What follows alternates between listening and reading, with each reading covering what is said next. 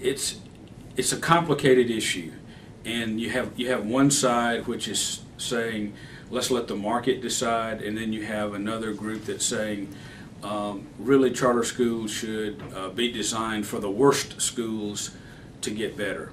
It remains to be seen.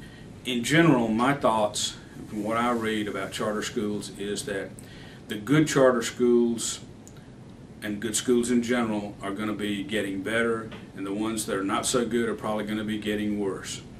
I had this thought that what if you did away with district lines? Now, and you could go to school anywhere you wanted to as long as you could get in, and as long as the schools could come up with ways to attract students. You may really have a competition for good students that you wouldn't see otherwise. But again, that leads to good schools getting better, and then hopefully the schools that aren't so good are going to be lifted up. That's the hope.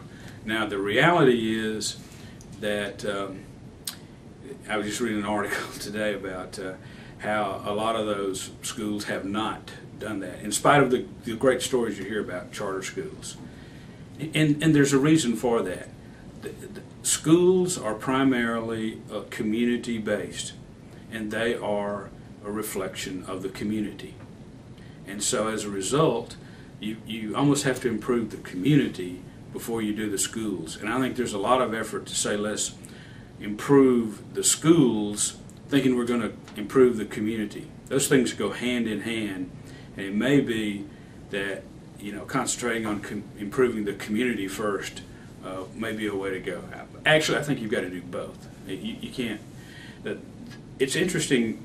We just had the announcement by the Mississippi Association of Partners in Education on who the 2012 Governor's Awards are going to go to, and that's basically partnerships between schools and communities. And as I was looking over that list, it occurred to me that the ones that won the highest awards were the ones that had the most community partners. So I think this business of having schools and communities being intertwined and locked together is something that deserves a lot more attention probably than it's getting right now.